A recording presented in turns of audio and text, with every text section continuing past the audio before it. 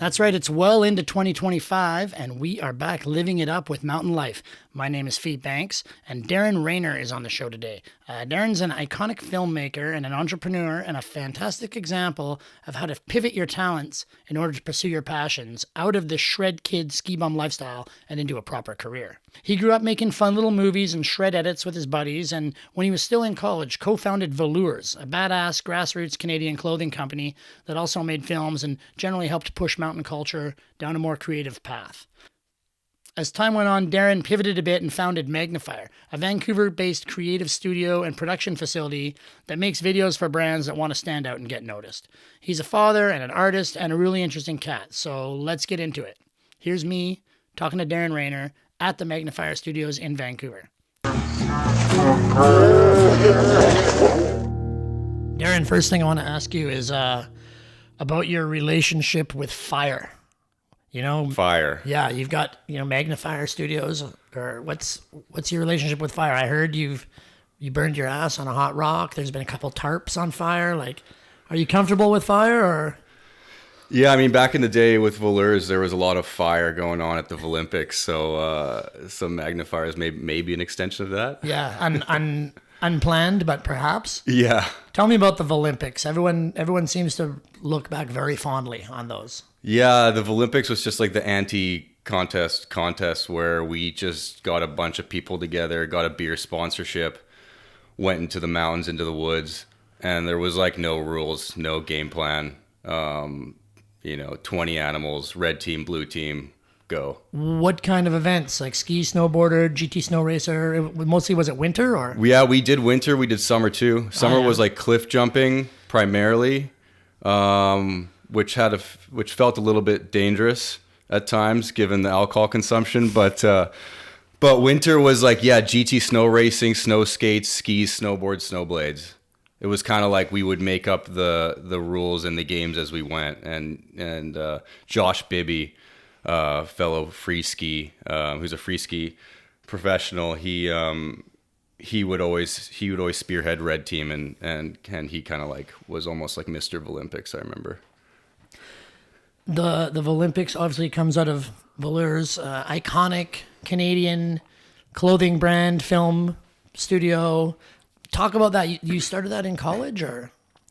Yeah, myself and a fellow named Bruce Giovando started at UVic, and really it was just we were just making hats and stickers and T-shirts, and there was like no game plan. Yeah. And we started making these like short films, skits kind of things, putting them online before YouTube and Facebook were a thing. Yeah, this would be like 2006 or something, or 2004, probably 2003 even. Right. Like there was, it was so long ago, there was no way to even stream video, so we had to like find a way to like get video to stream, and even then, people didn't really have internet reception that was like fast enough. But as the internet kind of caught up, people kind of started to take notice that the little videos we're making. That's kind of how it started. Were you taking that in school at UVic? Were you in the film program there, or? I took psychology. Right. Yeah. So it just started all for fun. Yeah. There was no plan. Yeah. We weren't trying to start a clothing company. We weren't trying to do anything. We were just like kids in university playing around, essentially. What was the inspiration to do that? Like obviously there was, CKY and those guys were out. Was it stuff like that was like, fuck, we can play around with cameras too? Or how did that even start for you guys? Yeah. Like I broke my back on grouse snowboarding in 2001, and after that I wanted to be on the mountains. I wanted to be on the mountains, but I didn't want to have to. I was like okay with like taking a step back on like trying to flip off of stuff and send it essentially. So I picked up a camera and I just kind of started to fall in love with that. And then after that, it was just like watching other videos online from like, this crew in Whistler called Crapnito, which is like kind of almost merged into the Man Boys. There's some relation there with the original crew, and also everything from Robot Food became like a huge inspiration early on. And when you were in school, did you know as soon as you graduated that you were going to head to Whistler, go back to the mountains? Yeah, exactly. I was going to go to Whistler and wash dishes at Highs no matter what, and I was going to shoot as much as I could and just kind of survive. Yeah. And become a psychologist. Yeah. Become a snowboard bum, basically. Yeah. Where did you grow up? I was born in Singapore and I grew up in Thailand, in Bangkok.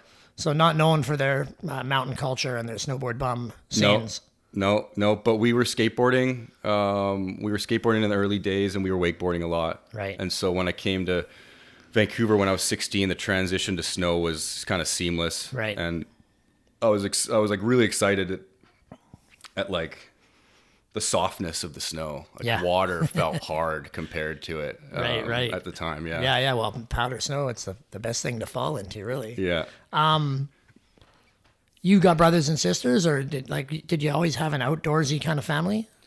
Yeah, I've got a brother, and yeah, my parents we were always doing stuff outside on the weekends, and we really got into like this cable skiing. So it was, we started out skiing and slalom skiing, and then we got into, and then I think wakeboarding may have been invented around the time I was like, who knows, maybe 10-ish or something. And then the wakeboards showed up. But yeah, it was all cable, not behind boat. And there's like these big cable parks in Thailand. So that's kind of where we got into like the more action sports side of things. A good place for jindling, it sounds like. Yeah, absolutely. Yeah. So yeah, you come to Whistler fresh out of school. Is that where you worked? Highs, dishwashing, or? Yeah, exactly. Working nights on the hill all day. Yeah. Classic story. Yeah. You had a camera. What camera did you have? Was it mini DV still? Or? Yeah, Canon GL1, I think it's called. Yeah. Yeah. Really good in the sun. It's still out in the other room over here. I still have my XL1 because I was a couple years before you, but came out of UVic. Yeah. Got a student loan, bought an XL1, and started making ski movies, right? Yeah, sick. Wow. Yeah. It's said on the internet, with Voleurz, once you moved to Whistler, it seems like it blew up. It says you guys had over 600 clothing designs over the course of less than a decade. Yeah, that's probably, I never even did the math on that. Like, what were you were making t-shirts, you were making button shirts, pants, shorts. Yep. Hats. Like, I think we would end up with like 80 or 90 SKUs per season, maybe more. I don't know. We really broadened it out, and we started like kind of dabbling in like the streetwear style, but we were essentially like snow, ski, action sports clothing brand with this kind of a streetwear vibe to it. Like, not outerwear though. Never outerwear. No. And how did that ramp up? Like, you're a dishwasher and a snowboard bum, ski bum, but also you guys are doing 80, 90 things a year. Did that happen right away once you got to Whistler? Did Bruce come to Whistler with you? Bruce came to Whistler, yeah, and then we were approached and met a fellow named Harvey Lee, who really like helped us in terms of the production and sourcing. Right. He has and had the connections overseas to produce like high quality stuff. So the three of us became partners, and what really happened is there was like a demand before we even had supply. So people started asking us for clothing that they would see us wearing in the videos, but we didn't really make the clothes. Like, we were spray painting t-shirts. I was silk screening them myself. And so there was a demand. And so we said, okay, why don't we make 20 hoodies and 30? And then we just like slowly doubled, like our, make 50 hoodies, t-shirts, sell out, keep going. And then we decided to kind of try to make it a bit more official and started attending trade shows. We built a team of sales reps. Yeah. And in fact, one sales rep named Dustin Adams, who did our Alberta, I think he, in many ways, single-handedly brought us from like, from level 2 to level 5, just so to speak, just from his efforts bringing us into the Alberta market. So that really was like a big movement for us. I missed it. I had left town by then, but one of the other sales reps, Chris Center, he's a little bit taller than me. So like, after his shit would shrink a little bit, and then he would give it to me. So I had all the wicked Voleurz shit, and like, even some shorts that I think you saw once. You're like, where'd you even get those? They never made it to production. Yeah. But some of it was like button shirts and like not just printing your name on a t-shirt.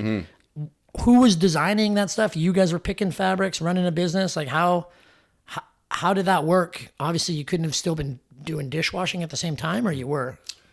There was eventually a transition out of us all having these like part-time other gigs to going full-time Voleurz, but all of the production, all the design was all Bruce, Harvey, and Randy, who was our women's designer. Right. That was their department. So they really, put the boots down and tried to, and worked really hard to develop some really like high quality fashion pieces. And then you were on the video side? Yeah, video, marketing, financials, sales. Yeah. Crazy. Yeah. The Voleurz videos, though, are pretty well regarded. You gave them away. People didn't have to buy them. Did they come out on DVD, or was it all straight to online? Yeah, so we just started following the model that everyone else followed. I was looking up to Level 1 and Poor Boys and Johnny DeCesare, Josh Berman at the time, and seeing what they were doing, and it was all DVDs, and we would make these DVDs and we wouldn't even break even on them. Yeah, I mean, DVD authoring was an expensive thing back then, right? It was like this thing that people did. It was just so weird, and I was just like, why don't we just put this stuff out for free? And that it seems so obvious right now, but back then, like, no one was putting content out on the internet for free, and I was just like, we're actually losing money making DVDs. We put it out for free. It doesn't cost anything. More people see it. Yeah. Seems like a no-brainer, so we started doing that. And YouTube had kind of just come up. Yeah, exactly. Yeah, doing online premieres even, and then doing like in-person premieres and kind of growing that side of it. There was a tour for every movie. Was there a tour, or just for the last few? Or? Yeah, pretty much all of them. Yep, all 8. You guys would pile into an RV and just drive around from Ski Town? 7 stinky dudes in an RV traveling from Victoria, BC to Montreal. Wow. Yeah, it was crazy. That sounds like a movie in itself. It was crazy. And then I would also go to the US and then even Europe sometimes to show it. Yeah. It wasn't obviously the first. I feel like there's a few generations of people that are like, oh, we bridge the gap between skiers and snowboarders. But for you guys, that was from day one. It was an integration of both sports. Yeah, it's just like what organically happened. It's just who we were, and as I got to know some of the free skiers in Vernon, TJ, Josh, Joe Schuster, and these guys were on the come up.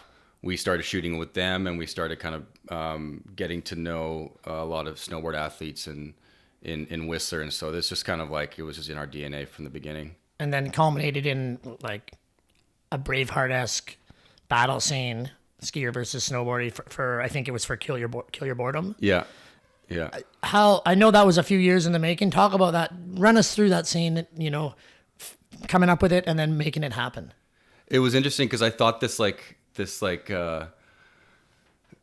don't know, the negativity between snowboarders and skiers had ended, but it was like still there, and I could see it. Like I could see trolls online, and it was like very odd to me because I thought we were all homies at this point. But so I thought I'd just kind of play on that a bit more with like a crazy battle scene, and then of course at the end there's two girls rip their balaclavas off and make out, so it just shows that like we're all friends anyways. It's the best way to show friendship, I think. I always felt like, in the epicenters like Whistler and probably some of the other bigger ski towns, the integration had happened. Everyone had been around long enough. Some people grew up skiing and snowboarding together.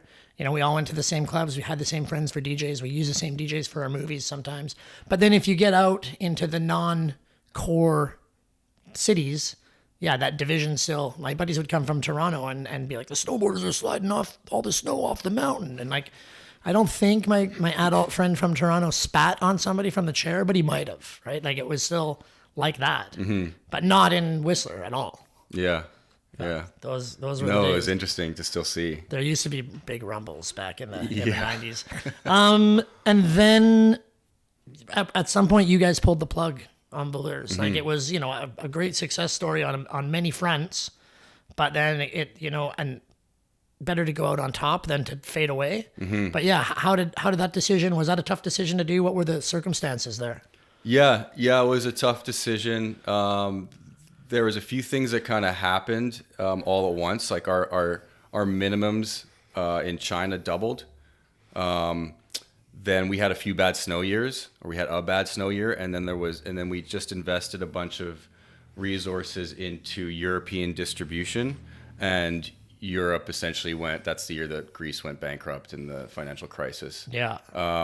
So this was all happening, and these things weren't really ending us, but we just kind of realized like, okay, this is like a real fucking business now. Yeah. Like we started just friends in a university dorm. This now feels like a business. Now we're talking about venture capital.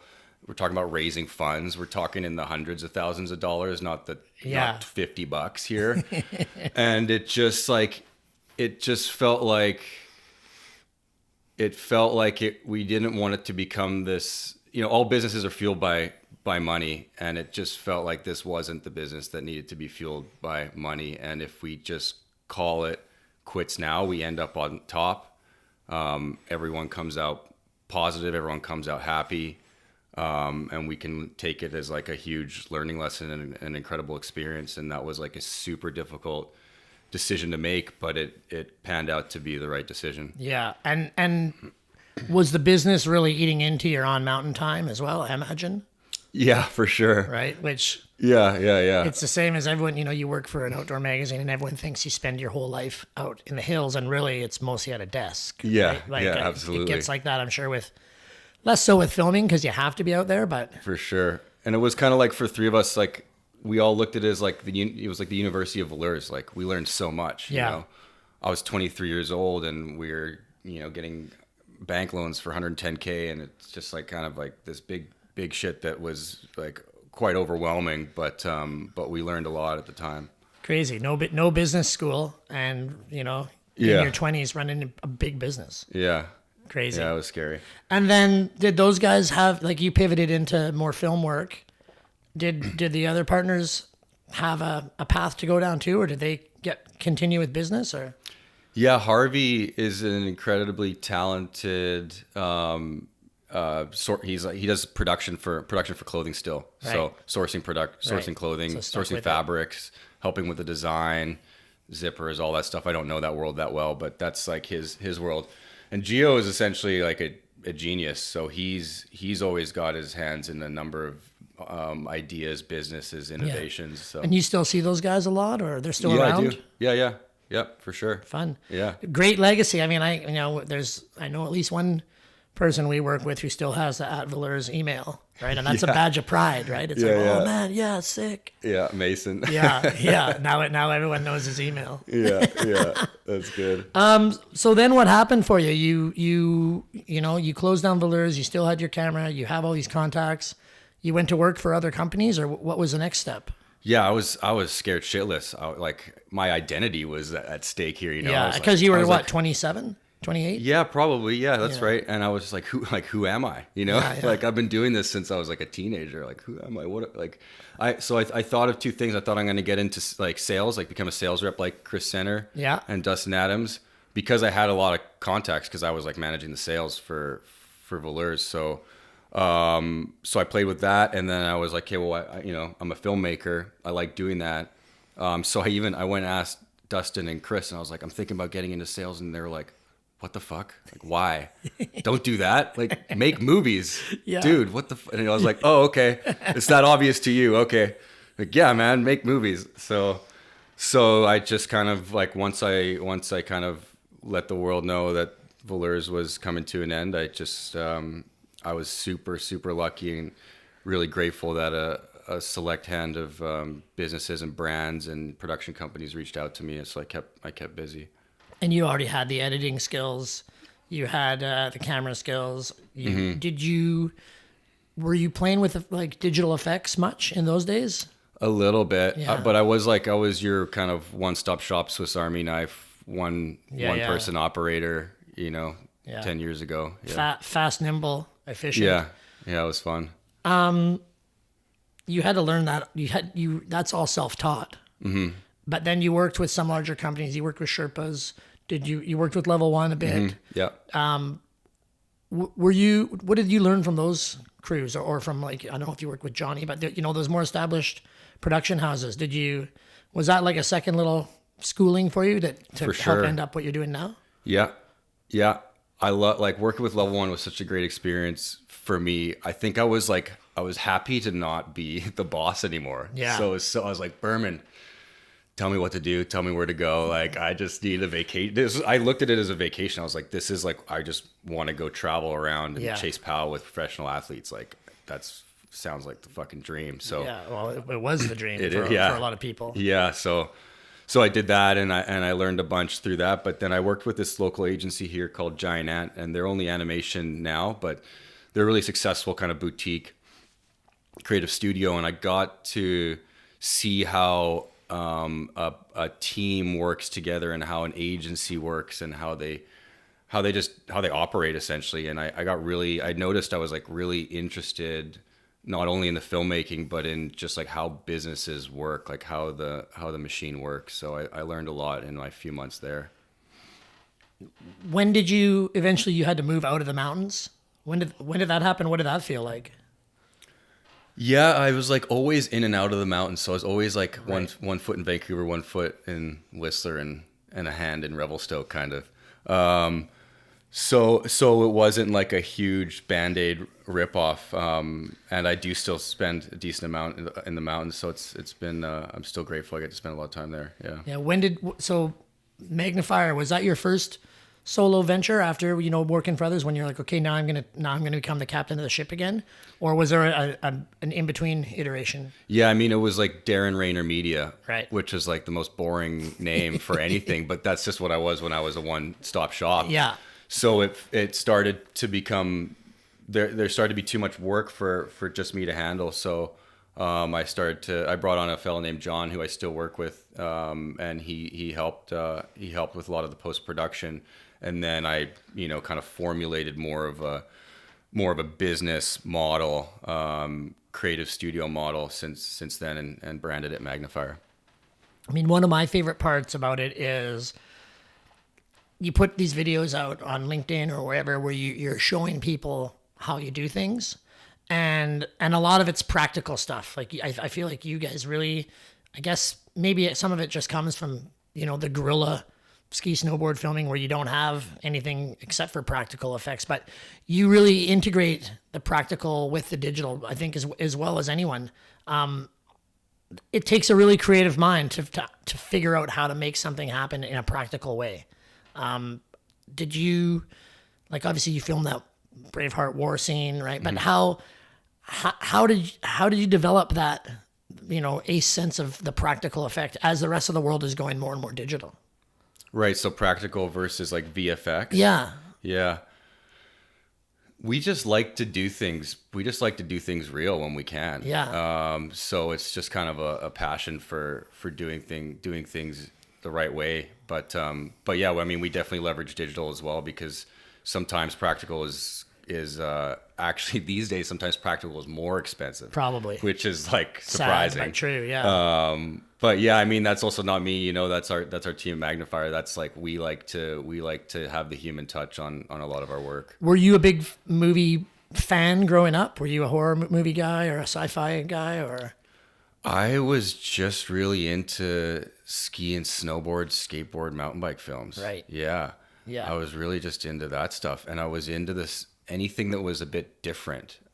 Yeah, I felt like there was so many serious docu-style movies that were just the same through line and the same vibe every year, and then I was inspired to like try something different and try to go a bit more like I said, the robot food era. So that was my inspiration. Or like the girl skateboard movies. Yeah.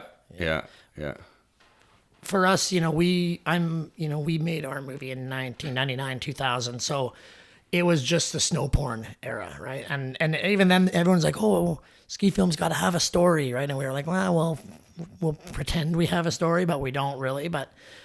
And then, we grew up watching The End, right? Birdhouse, The End, that, and Treetop Clear Cut. That's all we watched the whole time, right? That was all you needed, I think.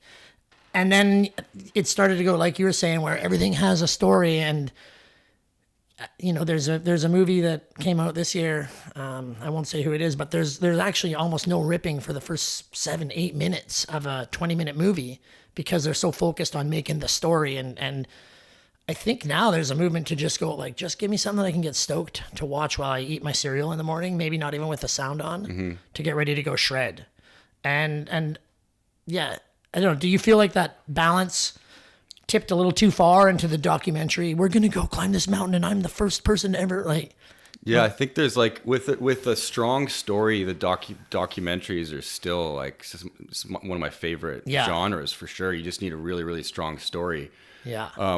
But what I love to see is like the people and the personalities behind ski and snowboard films shown as they are, not polished. Like that's what the Voleurz movies became, was just like everyone was such a character. Like the whole Voleurz family, there's such characters. I was just trying to capture the characters in the most raw version of themselves, and that ended up being like, to a lot of people, being entertaining.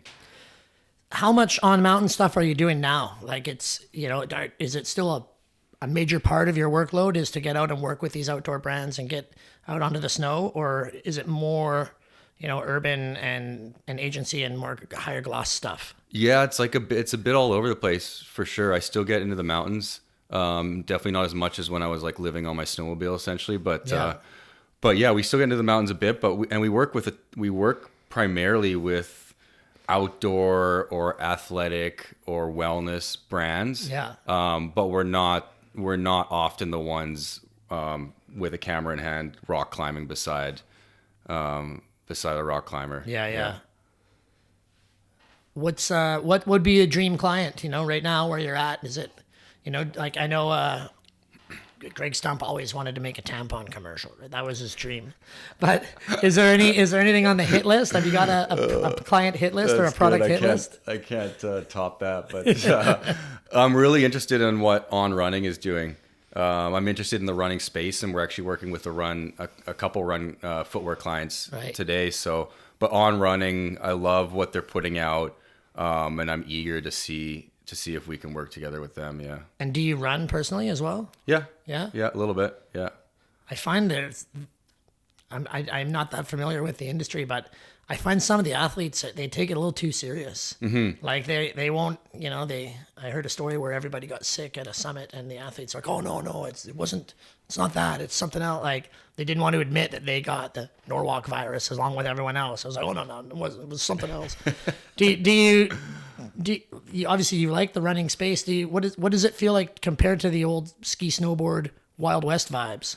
Yeah, like it's definitely different, but we take what we learned from the action sports realm. I always try to take like my learnings from producing high energy, fast paced moving visuals that are highly engaging and interesting and entertaining to watch. I try to bring that into whatever we do, even if it's something that's a bit more serious or slow paced. I try to bring that like action sport energy into other projects. So I'm always interested to talk about drones because, from your era, there was no drones, right? And in ours, it was like, we got to set up a cable cam and we need Chili would be in Lavanche Pillowfield on 210 slalom skis in knee-deep powder trying to rig a climbing rope so that we could send a camera down a zip line to total failure.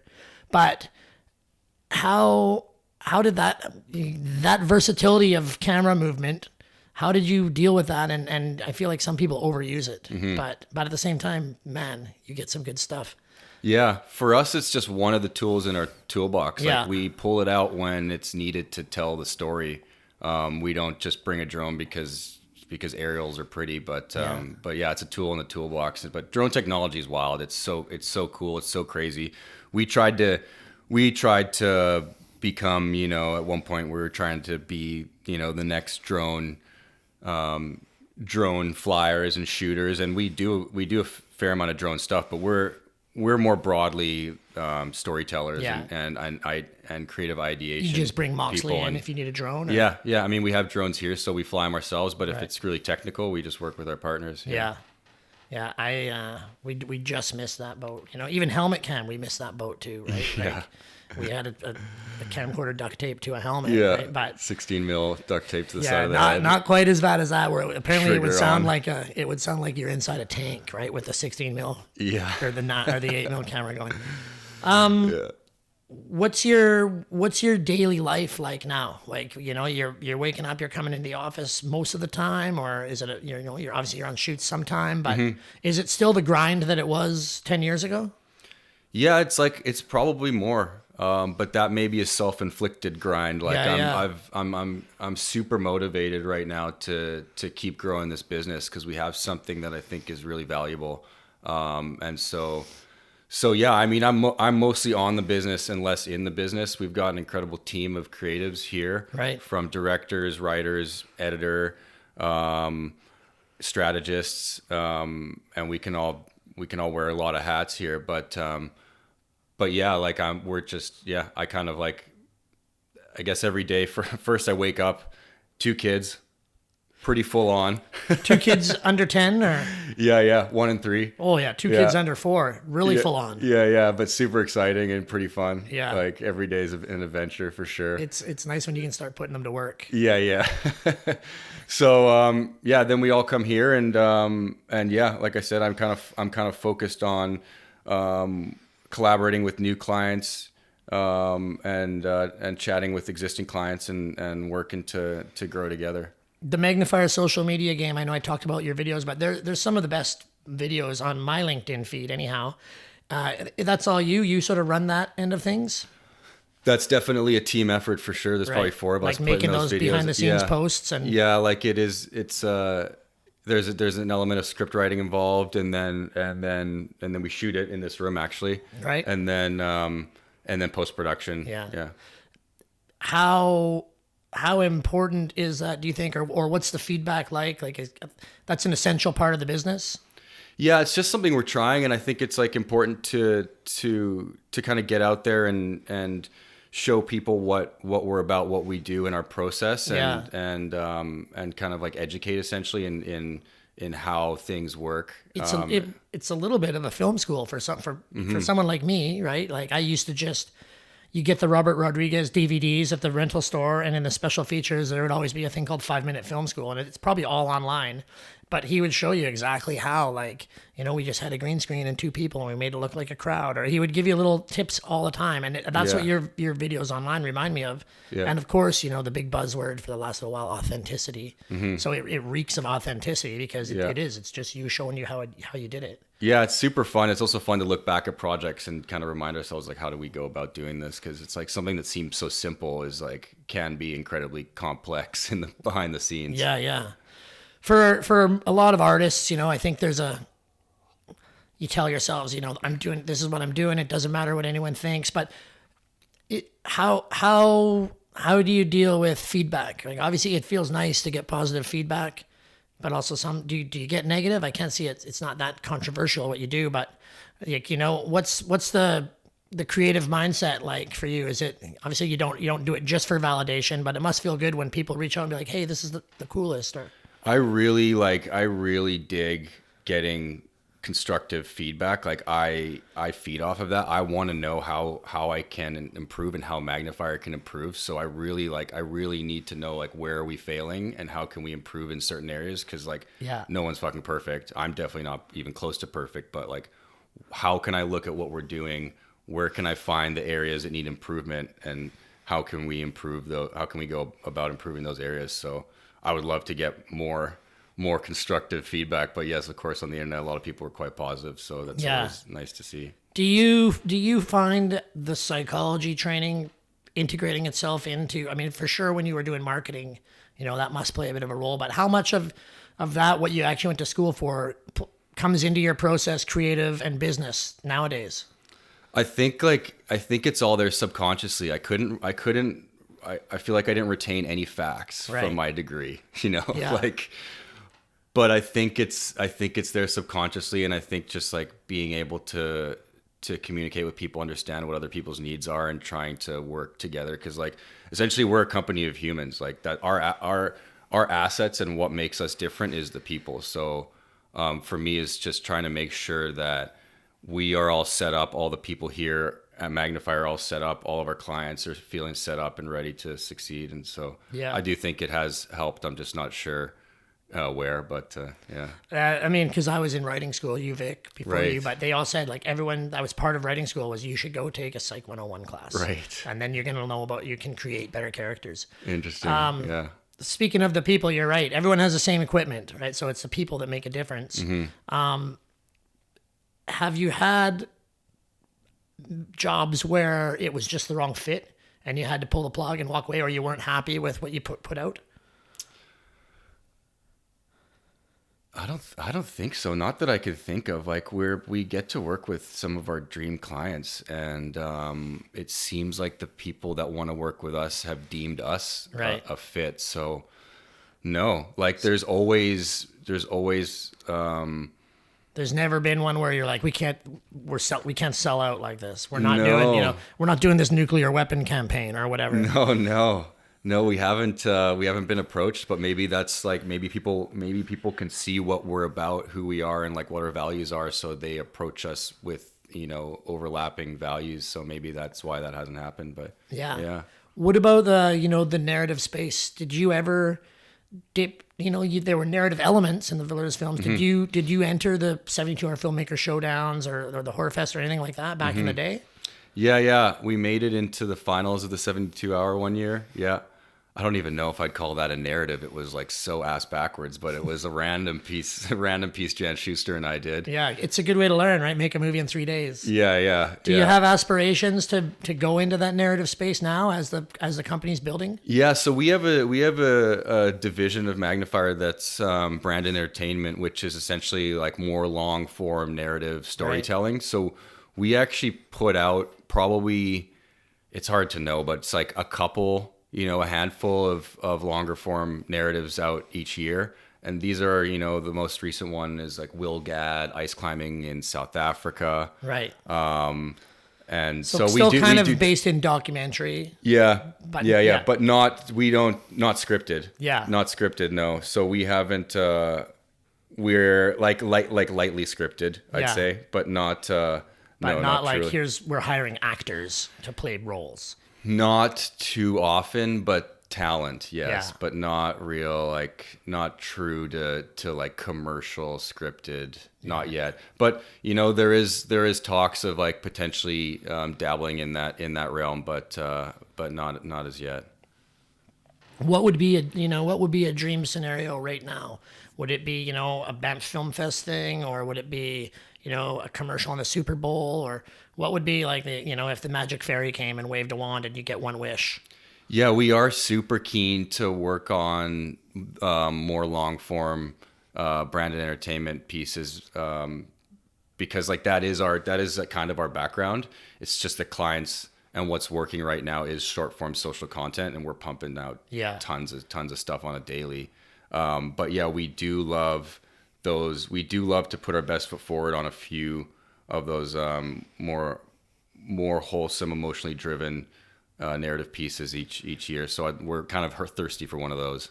I always get my back up. Like, everyone's content. And I'm always like, content, like that's fuck content. Let's make art. Right. But of course, then you have a kid and, art doesn't always pay the bills. Yeah. But I don't remember where I was going with that. But how did being a father change your outlook on what you do and your plans for the future?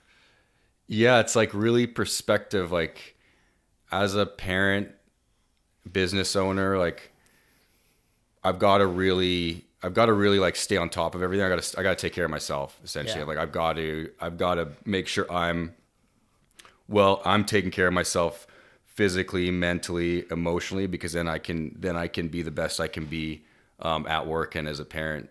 So I can't let that slide. So that's the big thing. And just fine tuning schedules, like every 5 minutes is like feels important now. Yeah. Every 5 minutes with my family feels important, and every 5 minutes of work is important. And what was the learning curve on realizing, like, if I'm running at my optimized, then I can be my best for them? Did that come naturally, or did you learn that by burning out for a little while? Or burning out and like still partying too much too, right? Like late 30s still acting like late 20s and trying to realize like, hey, like this isn't a long-term game plan. So really putting an end to that and putting myself, my family, and my business first is what's kind of got me to this point. I always say, like, you never feel more like a sack of shit than when you're super hungover and your kid is awake and you just got to put on Cars 3. so Yeah. you can nap, right? And you're like, I'm wasting my life and this kid's time, Yeah, even yeah. though the kid was totally happy to watch. For Cars sure. 3, of course, is the only one where cars actually die. Like it's pretty savage. Oh no, that's Cars 2. I'm thinking of yeah. Cars 2. But yeah, I think definitely it seems the older I get, the more and more creative success stories that I look up to, I'm noticing more and more of them are like, oh yeah, I stopped drinking 10 years ago, right? And we come from a culture where for most of your 20s and 30s, and for some people beyond that, like partying is part of the culture. It's an inbred thing to everything we did. So was it tricky to step back, or it was For sure. Yeah, I tried for a while, and then I had to just call it quits completely because like the moderation was like not like the light drinking was not really working. But yeah, I mean, it's like I'm super grateful that I don't know what it's like to be hungover with 2 kids. Yeah, like wicked. I actually I'll don't, tell you right and now, I I don't. only have one kid, but it sucks. Yeah. I don't remember what a hangover feels like. It's like, holy shit. Yeah, like, good for that you. is so nice and refreshing for sure. And like you said, the foundation for running at optimal level is feeling good when you open your eyes in the morning, right? Yeah. As with a bit more years under your belt, looking back at the ski snowboard industry, I always feel like this is kind of an industry, maybe less so now, maybe more, but it kind of eats its own children. Like these athletes, the people working at Starbucks have a program where they can go get education and they can have some better health benefits. And then the people risking their lives, it seems like have none of those options. And then, there's always another younger kid who's going to spin more or jump farther. Did that weigh on you throughout your career? Or, I mean, I definitely, once you lose a friend in the mountains, I really started to think about like, this is maybe not the healthiest industry. Yeah. Yeah. It was like, yeah, I think it definitely weighed on me a bit for sure. Like there's definitely some lost friends and some lost soldiers along the way. And also there's probably a bit of like trauma, hellying people out of the backcountry and like kind of like some somewhat gruesome stuff that happened. That's like quite bloody and things that every kind of like backcountry athlete and filmer has probably seen. Yeah. Yeah, that's the reality of it. And thankfully there was nothing major that happened during our shooting involving any sort of like avalanche situations that were significant, thankfully. But yeah, that can be hard, and that may have been part of the reason for I was looking for change. And I was just excited to try something new and like have a little bit of routine. Like there's no routine when you're like living in a backpack and a suitcase. So I feel like it might be getting better where, if something happens, I think some brands will send their athletes access to a counselor. I don't know. I hope so. Yeah. Right? Because like people see like, even just me, and I'm not even out there that much. I've lost 20 friends in the mountains in my life. And when somebody passed away on camera in 2000, there might have been a pamphlet about counseling at the clinic, but there was certainly nobody that said, hey, you guys should go talk to somebody. Like you're not going to the Savage Beagle is probably not the best way to, deal with this trauma. Hopefully it's better now. It seems like brands are sending their athletes to better avalanche training, crevasse rescue training. So I hope there's something on the back end too. But that was one thing that helped us step away from that industry as well, was like it starts to feel like some brands don't care about anyone. Yeah, right? it's like I hope so, and I don't know, but I think like the national teams probably have pretty good support, with national teams around the world. But it's tough to say that if every professional athlete has access, and it's probably unlikely. Yeah. You talked a little bit before about taking care of yourself. What does your downtime look like? What do you do for the self-care moments? Yeah, there's like no downtime, but there will be soon. Like we have a 1-year-old and a 3-year-old, and eventually they'll be able to put their pants on and make themselves cereal, Put their own shoes on. Yeah, for sure. But are they both boys or boy 3-year-old boy, 1-year-old girl? Right. So yeah, and they're mix. both amazing. Like they're such good kids. Like they're so funny and hilarious and awesome. But regardless, it's full on as you're aware. It's full on. And I don't know. I remember complaining to Parveen Peyoda once. I was like, man, I'm just so sick and tired of telling my kid's 9 years old and I still have to tell him 15 times to get his shoes on. And she's like, oh, mine's 23 and 21. I still have to tell him. And I was like, oh no. But like what keeps me kind of like sane is just like is working out, but like really the mountains. So it's like mountain biking and snowboarding. Yeah. You know, if I snowboard, I know I'm probably feeling pretty good for like 4 days. Right. And then it's like life kind of gets really busy. And then I need to mountain bike or I need to snowboard. I need to work out. Yeah. You can't take both kids for a rip on the hill right now, but that's coming soon. Yeah. Yeah. And I found like that reinvigorated. You know, I grew up in Whistler. I've been on those mountains for over 30 years plus.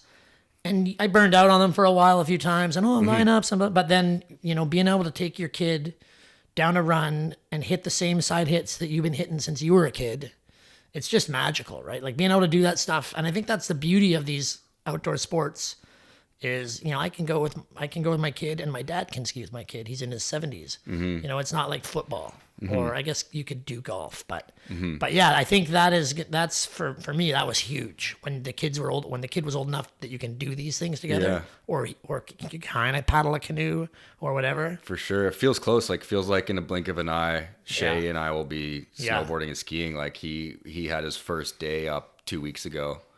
And of course, he can't pizza yet, so he's just straight up French frying, which is pretty funny. Just going for it. Yeah. It's amazing. Do you have the ropes and all that? I mean, I bought the ropes, but I didn't use them because I wasn't expecting him to even want to try it. I was like, the goal was like, get in the gondola, put the boots on. That's it. Goes. And he actually was like, I want to go again. I want to go again. I want to go again. You're going up to Whistler, or do you hit the local mountains here, or? A bit of both, but Whistler for sure. I'm actually heading up in a couple hours.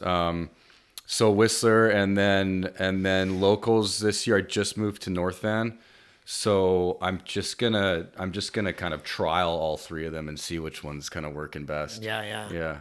Fun. Yeah. What do you think's the most valuable like character trait for somebody that, like, you know, in your old friends that keeps you with them, or when you meet somebody new? What do you think makes for a trustworthy person that's going to be in your life? Is it their honesty? Is it their adventure sense? Or what floats your boat with other people? I think curiosity. I like people that are curious, and I try to be curious myself, and self-awareness, people that understand and are aware of themselves and what they're projecting out there into the world, and who they are, and people who can kind of like learn from mistakes without beating themselves up, I think is like a good trait. Yeah. Artists sometimes have a hard time not beating themselves up. Yeah, and it's like, you know, I always think like, are we artists here in Magnafire? And like, kind of like film is an art. Like we are artists, and people take art personally because it is personal. So yeah, trying to look at your art objectively can be very difficult sometimes. Yeah. But generally, you know, you stand behind everything you do. It turns out well. Like, have you ever had? I know I once had to write a movie column about Spider-Man 3, but I hadn't seen Spider-Man 3, but I was a big Spider-Man fan, Sam Raimi, so I hyped it up, and then I saw the movie column has to come out on Tuesday, and the movie comes out on Friday. Right. So I didn't. And I actually saw Spider-Man 3 in Toronto on opening night, and I felt this sense of dread, right? Because it sucked. Yeah. And has that ever happened to you where you're like, oh no, that didn't work, but we have to deliver this? I feel like we have certain things in place where that doesn't happen. We need to know, we need to have enough time to fix problems. Like I feel like we're essentially problem solvers. So we're trying to solve, we're trying to fix, we're constantly trying to improve. So not that I can remember, but it doesn't mean everything we do is absolutely mind blowing. It can't be. But often, I mean, essentially what we are able to do is we're able to hit the goals of our clients. Yeah. And sometimes those goals are a little bit different than the way we would go about it, but that's totally fine, because if it's working for our clients, then it works. And then do you sometimes where it's like, you know, death by committee, and you know, there's the agency and they don't even really know anything, but they have to pretend like they do, and it just grinds you down, or are you guys able? You must have to navigate that. Yeah, I mean, in terms of, I think what you're asking is like just being grinded down by like too many. Oh, now change this. Oh, now change that. Oh, no, change it back to that. Like, yeah, it can be challenging. We work with pretty large corporations, pretty large businesses, Yeah. global businesses, and there's a lot of boxes to tick off, and so we have to try to use an art form to try to make sure we're doing all the right things and ticking all the right boxes, and that is always the challenge for sure. And I guess you can front load a lot of that in previs or whatever, and Yeah. and they're coming to you because they trust your vision anyhow. Yeah.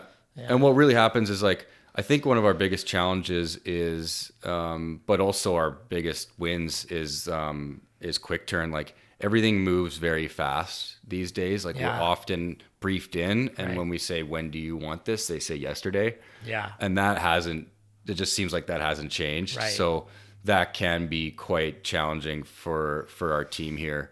Less for me, but more for the team that gets bottlenecked. I guess also a blessing because people don't have time to, there's a hard deadline. So here it is. Is it good? It's good enough. Right. sure. And then out it goes before someone in the, in the back office of the whatever goes, oh, what about it? I smoked a joint last night and had an idea. Yeah. Like 3 month lead time for a project is just like not a thing that it seems to exist now. It's like, hey, the new shoe is arriving on Tuesday, so we're gonna shoot Wednesday, and then we need to go live Thursday. That's just like every week. How's your stress levels? Do you feel like it's managed? How's your blood pressure? Yeah, like I'm improving. I'm improving for sure. I think like taking care of myself helps. Like breathing techniques help, but I'm getting better. But yeah, man, like. I'd say burnout is real. Yeah. Burnout is real. Like this year I burned out. I'd never experienced burnout until this year. And there's a lot of factors at play here, but, I've come to realize like, I need to actually like remove myself from work. And how easy or difficult, or how did you recognize the fact that like, this is actual burnout, not just, I've got a long list of things to do? I didn't know what was going on the first time. It's like kind of weird. It's kind of like a drug. It's pretty weird. So first couple times I thought I might have had COVID or something, but it was like, but I could tell it wasn't COVID, Yeah. And then it's just like the classic, you start Googling it and you're realizing, oh yeah, this makes a lot of sense. But yeah, I just have to like peel myself away from work and like take breaks. And I've been doing that the last, like not very long, like 3 weeks, honestly. Yeah. And it's like, it's totally working. So just like, Kate, like work is important, but it's not like that important. You know what I mean? Like it's not that important where I like start to blow a gasket. So this is an interesting time of year because we're going into the Christmas holidays and it's supposed to be a time of rest, right? And for a lot of people, it's not at all. Mm-hmm. But what's your routine? What kind of breakfast do you have? Are you a cereal guy, an eggs guy? It's like eggs every day because my kids love eggs. Perfect. So it's like, every day it's like eggs basically, which is pretty easy. Yeah, eggs, toast, fruit. What about when you were a ski bum skid? What were you living on back in those days? Oh my God, like last night's pizza. Yeah, Yeah. not healthy, eh? No, but you know what? It's like you don't feel the repercussions. You're young, right? It's like, dude, you can eat McDonald's every day, and there's actually no difference if you're 21. Totally. But now it's like the first bite, you're just like, oh shit, this was a mistake. I'm gonna pay for this, right? Yeah. I remember when Showcase Snowboards was selling craft dinner for $4. Like they were selling it at a loss. Yeah. Just to get people in the store. Right. And that was a lot of people's life. Mm-hmm. In Uvik, I lived on $5 a meal, but I lived with a guy who had to live on $5 a day. Yeah. Right. Like you're just for food, rent, or like, food and fun. Yeah. But like he couldn't buy a CD unless he didn't eat for 3 days. Yeah.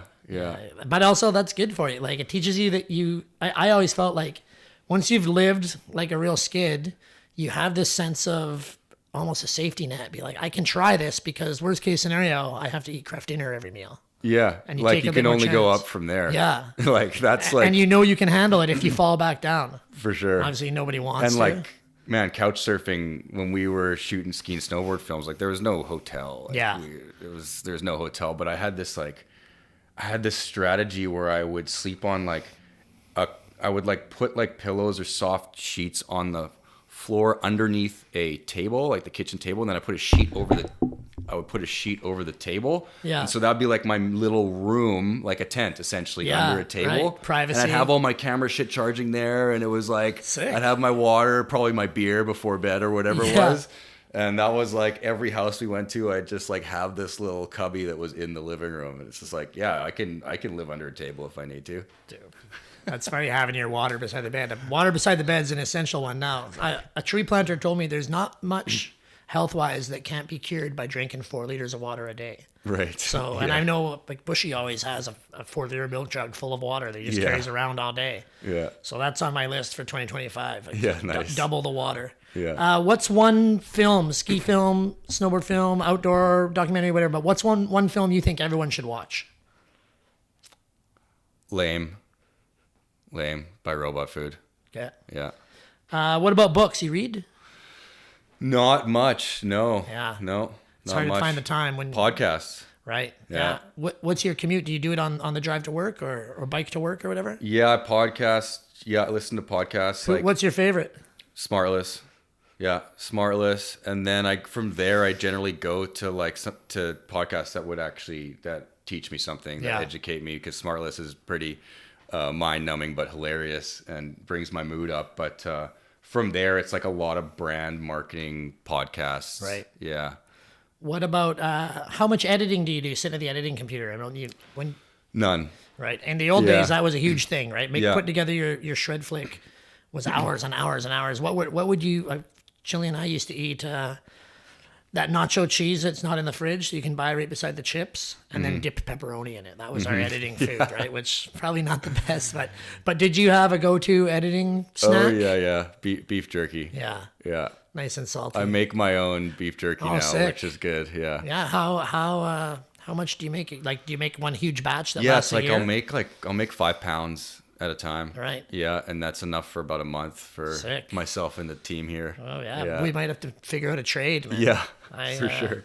I got an apple tree, so I dry apples. Oh, good. Yeah. I've been dehydrating apples too. Yeah. It's like So- it's surprisingly time consuming, but It is. Like, it's barely worth it. But also, when you're going up the hill and you don't want to pay 25 or, well, with kids, it can be $80 for a meal. Yeah. Just chuck some dried apples and some beef jerky at a For kid, and sure. they're good to go. Yeah, it's a wholesome meal. What's one piece of advice? What's the best piece of advice you've ever been given? What is it, and by who?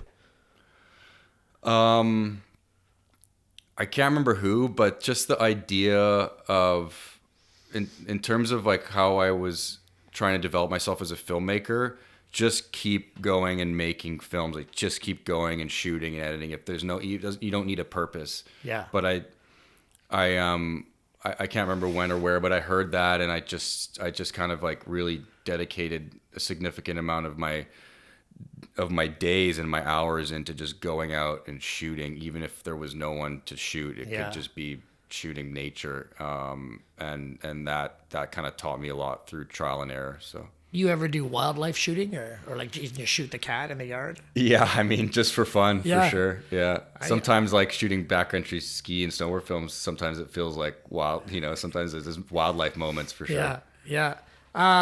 From a business sense, what's one, or business life, whatever, but what's one thing you would tell the young kids out there that are like, man, I want to, like, these guys are a model for what I want to do with my life. What's a piece of sort of advice to make that dream happen for someone? Something that's helped me a lot more recently is like finding mentorship and finding people that you are inspired by or you look up to, and reaching out to them and being in communication with those types of people, with essentially mentors, has been like incredibly valuable to me. I find generally people are excited to help too, because to achieve anything really takes so much work. Mm-hmm. And then when someone's like, hey, like I recognize that work, can you tell me about it? I think most people are really happy to share, because they're like, actually all that work's going to have twice as much value now if I can help someone else. Yeah.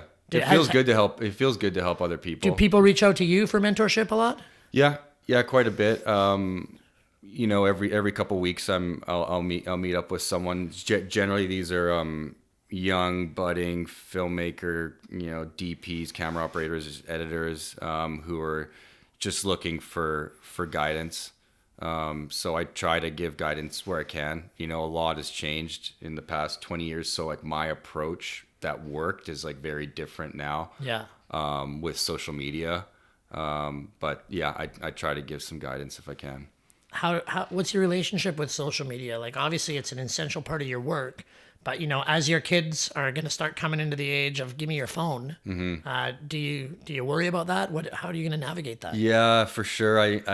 We're not there yet with the kids, but it's definitely starting to come to Even with mind. games on the phone, right? Yeah, for sure. So it's like, it's interesting. I'm not exactly sure what the best practices are, but thankfully, like I love watching stuff on Instagram, but thankfully it's not hours and hours and hours per day. But I draw a lot of inspiration from what I see on Instagram, which is great, especially like creative inspiration for what we do. So that's great. But yeah, it's definitely something to keep in mind because there's definitely negative impacts of social media. I've got a buddy, a great photographer, who said, my Instagram is, he's like, I called almost all my friends. He's like, it's only artists and photographers that I admire and I'm going to get inspired by. He's like, I know what my friends are doing. They're my friends. So I took them all. He kicked them all off. Yeah. And I was like, that's smart. Like, it's a tool. If you want it to be, it can be a super valuable tool. I actually did something similar with our Magnafire account. So we're following brands that we are aspiring to draw inspiration from, or creators that are inspiring to draw inspiration from, and that's been really cool to see. Yeah. I guess we'll go out here, but what's the secret? Magnafire secret, or the company philosophy? How do you guys sum yourself up in an elevator pitch? What are you all about? Yeah, I mean, we've got our finger on the trigger for all things social content. We understand audiences, we understand what's out there, and we're a very creative team. But I think just always trying to learn from other and trying to learn from each other and adapt and be agile, I think is our biggest weapon, because the world is moving at a million miles an hour, and if we get stuck in our own ways, then we'll be lost in the past. So yeah, agility, versatility, and flexibility is kind of like how we operate. Awesome. We'll drop the web address in the description. But if people want to find you guys, where do they go? Yeah, our Instagram, Magnafire, and magnafiremedia.com. Beauty. Darren, thanks so much for your time. Yeah, thanks, Feet. Appreciate it.